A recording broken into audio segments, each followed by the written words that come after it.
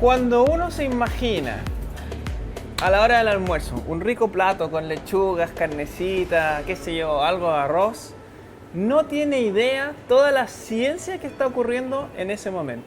Las lechugas están vivas, tienen células y nacieron de algunas semillas. Ese alimento llegó a nuestra mesa y fue producido en algún lugar del mundo muchas veces y se ha coordinado todo sin que nadie sepa para que estemos disfrutándolo. Alimentar al planeta no es sencillo y es tarea que ha hecho la humanidad por siglos, la famosa agricultura. Se ve como algo clásico, tradicional, más bien fome y necesario.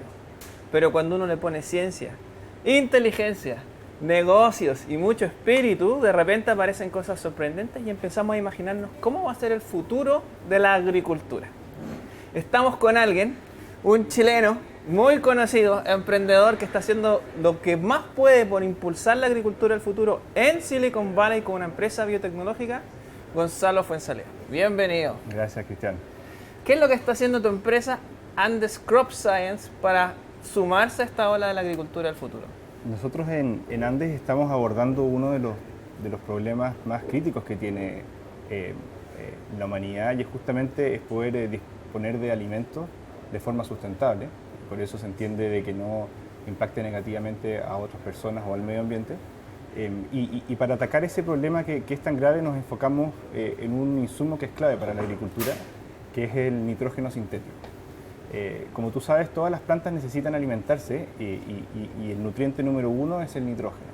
Claro, uno como que no lo ve porque uno le echa como agua y estas sacan el CO2 del aire y además el nitrógeno. Exacto. Y el nitrógeno sintético fue un descubrimiento maravilloso de un par de científicos alemanes en la primera mitad del siglo pasado. Hoy día la mitad de la población depende del nitrógeno sintético, pero lamentablemente el nitrógeno sintético tiene un impacto medioambiental que es brutal. Ocupa aproximadamente un 3% de la energía eléctrica a nivel global, la producción de nitrógeno sintético. Nitrógeno sintético es el fertilizante al final del día, Exacto, ¿no? Es lo que se utiliza para que la planta se alimente, principalmente. También tiene un impacto brutal porque parte importante de lo que ponen los agricultores en el campo termina percolando, contaminando aguas subterráneas, es tóxico para animales y personas. Y otra parte importante se volatiliza, se convierte en un gas con efecto invernadero, el gas llamado óxido nitroso, aproximadamente 200 veces más potente que el CO2, el dióxido de carbono que conocemos. Entonces, para producir alimento usamos fertilizante sintético, se produce el alimento, pero las consecuencias no lo estamos viendo. Exacto. Ahora ya se está sintiendo. Exacto. ¿Y qué se puede hacer? Aquí viene la parte bonita. Naturalmente, del aire que nos rodea hay un 80% que es nitrógeno. Pero ese nitrógeno que está acá en el aire tiene son dos moléculas que están unidas muy fuertemente. Y naturalmente hay dos formas como esas moléculas se pueden romper y estar disponibles para alimento para la planta. Una son las tormentas eléctricas. Cuando tú ves un relámpago es sinónimo de vida. Ese relámpago rompe estos enlaces y la lluvia cae nitrógeno que está disponible y es alimento para las plantas. O sea, cuando hay rayos y centellas... Es vida. Sí. Y la otra forma, naturalmente, cómo se hace esta fijación de nitrógeno para las plantas es mediante bacterias principalmente. Y nosotros nos enfocamos en eso. Utilizamos bacterias que tienen la capacidad de tomar este nitrógeno del aire y convertírselo en una forma disponible para que la planta lo pueda adquirir como nutriente. Ya, esto no significa que tú tienes las bacterias en un lado fijando nitrógeno y después te llevas el nitrógeno a las plantas. No, aquí viene la parte bonita. Lo que hacemos en Andes y en donde hemos enfocado nuestra propiedad intelectual es en cómo pensar en desarrollar, diseñar y hacer ingeniería para tener una planta en el futuro que se autoalimente literalmente del aire. ¿Y cómo lo logramos? Nosotros agarramos una semilla, por ejemplo, del maíz, que es nuestro principal foco en esta primera etapa, y integramos con la semilla bacterias que tienen esta capacidad. Cuando dices integrar, ¿qué significa eso? Nosotros tenemos la capacidad de utilizar la estructura interna de una semilla, espacios que están disponibles para cargar dentro de esos espacios nuestras bacterias de interés. Tomas una semilla que ya es chiquitita y adentro, en espacios que están disponibles, le inyectas o ingresas o como... De una forma muy eficiente y económica. Y haces que entren bacterias ahí, que cohabiten dentro de la semilla. ¿Y qué es lo que pasa? Que es maravilloso cuando uno siembra esta semilla y se empieza a desarrollar la planta, en toda la parte de la estructura de la raíz, la rizósfera que se llama, estas bacterias se empiezan a multiplicar y colonizar esa zona. Y en esa zona es donde ellas empiezan a fijar nitrógeno para hacérselo disponible y entregárselo a la planta. Esto puede ser un poquito confuso, porque si uno dice el nitrógeno está en el aire, las bacterias están en las raíces y las raíces están enterradas. Y el aire está debajo de la tierra en todos lados. Y eso es súper importante. Sí. Las moléculas en el fondo del Viajan y aire se meten entre exactamente. medio de la tierra sin ningún problema. Exactamente. Por lo tanto, estas bacterias son dañinas. Uno asocia a veces bacteria con enfermedad. Sí, y ese es una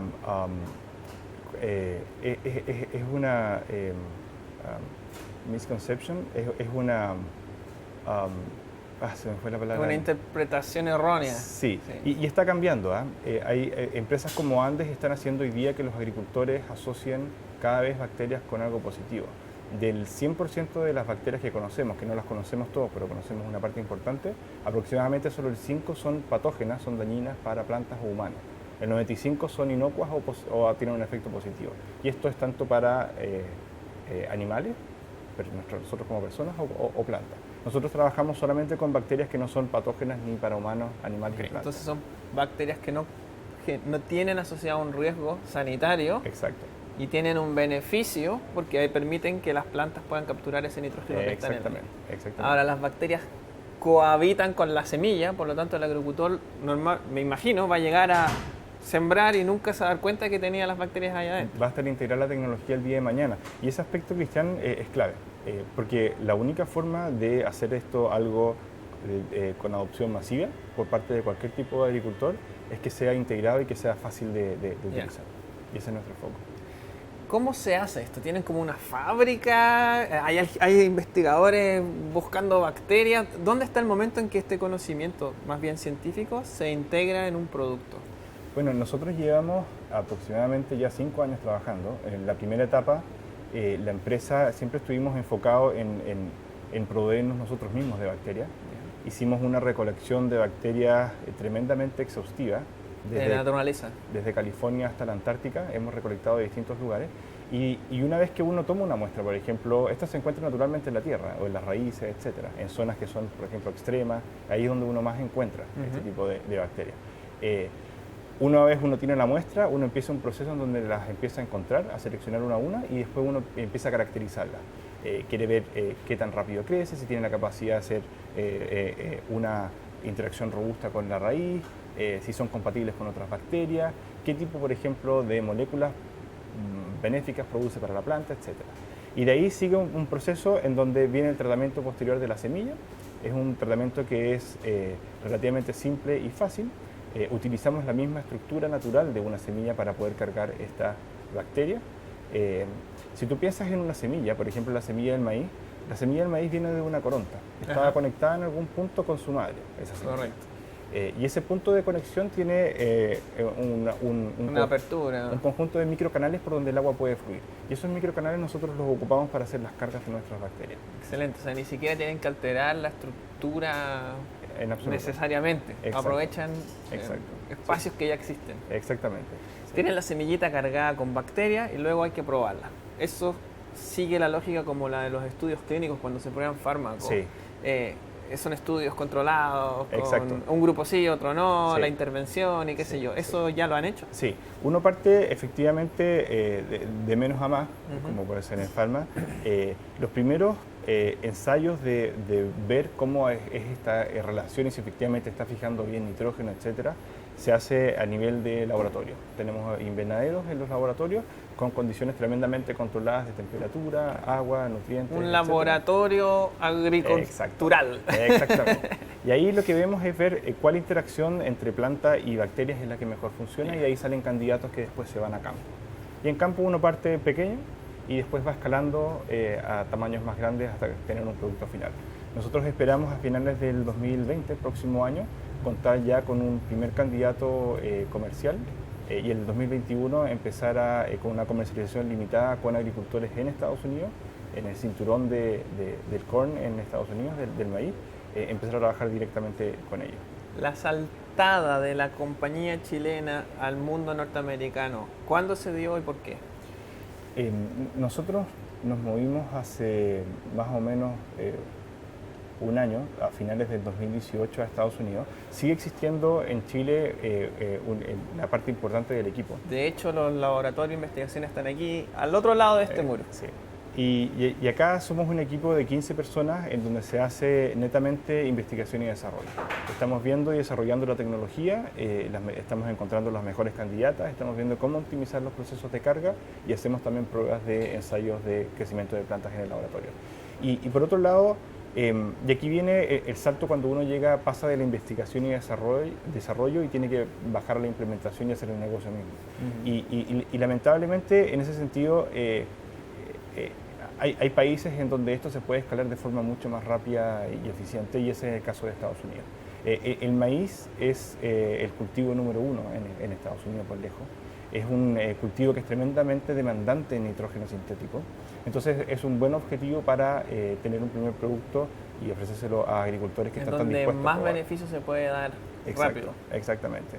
Y fue por esa razón que hace un año nos fuimos y nos instalamos nuestras oficinas centrales en California.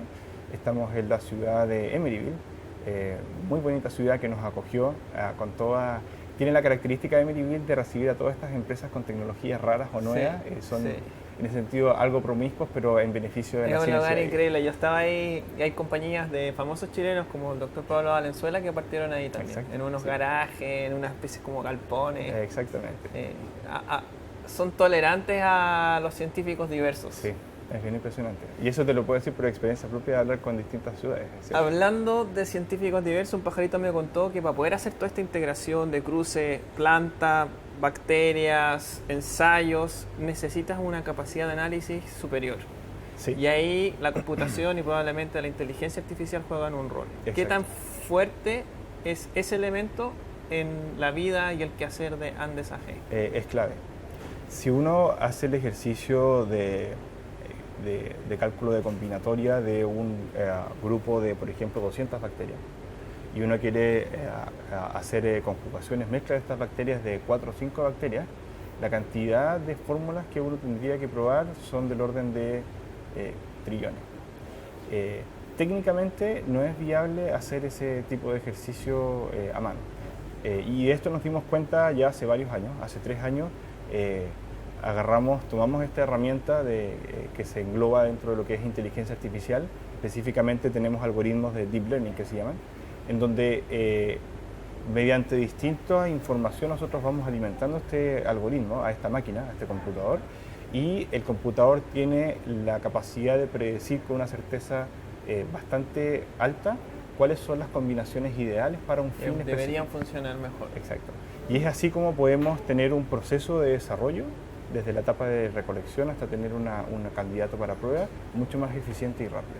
Es una ventaja competitiva importantísima. Increíble, entonces se está combinando, está convergiendo el mundo de la tecnología y la información con la biología. Absolutamente. Ya se está convirtiendo un poquito más en ingeniería, más que ciencia pura. Porque además le estás agregando también la ingeniería misma de la mecánica de una semilla.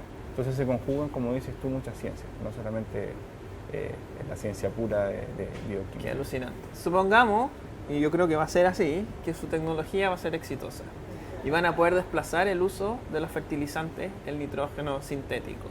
¿Cómo sería el mundo cuando ese impacto ya se esté dando? Con nuestro primer producto nosotros queremos hacer una semilla que le permita al agricultor reducir hasta un 40% de la cantidad de nitrógeno sintético que le pone al campo.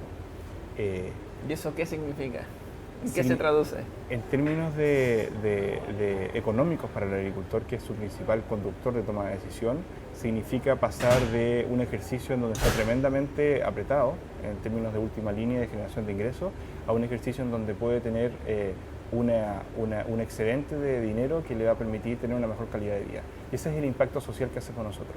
Le hacemos un impacto a través de esta tecnología, tanto a los agricultores como a su entorno familiar y su entorno comunitario. Y al mismo tiempo, al tú reducir el nitrógeno sintético, estamos causando un beneficio medioambiental por lo que dejas de contaminar, por lo que te explicaba de contaminación de aguas y contaminación del aire causando efecto invernadero. ¿Podría bajar la temperatura del planeta eventualmente? Técnicamente, si este tipo de tecnología se implementase de forma masiva por parte de todos los agricultores a nivel global, tú podrías frenar el cambio climático. frenar el cambio Y climático. a eso es lo que estamos apuntando. Con una tecnología chilena eventualmente. Sí. Y lo lindo de esta tecnología, si uno mira la historia de Chile, durante la primera mitad del siglo pasado, nuestro país dependía del salitre. El salitre era la principal fuente de nitrógeno Que es el fertilizante natural utilizada para... para la agricultura. Y el proceso que inventaron estos dos científicos, que se denomina Haber-Bosch, Los alemanes. los científicos alemanes, justamente lo que hace es capturar del aire el nitrógeno y tenerlo disponible, y eso mató la industria salitrera chilena. Lo bonito de esto es que es la revancha para los chilenos. Nosotros estamos desarrollando tecnología acá en Chile que va a acabar con la tecnología de nitrógeno sintético como la conocemos. Va a ser una industria que se va a transformar de agroquímico, contaminante no sustentable, a una industria que tiene solo impacto positivo tanto para personas como para el medio ambiente. Me encanta. Vamos por esa revancha. Desde Chile al mundo, con ciencia, tecnología, pasión y creatividad. Si les gusta lo que estamos conversando, suscríbanse a este canal donde vamos a estar hablando de ciencia y negocios con invitados de lujo como Gonzalo. Gracias por venir, Gracias, Gonzalo. Cristian. Un gusto.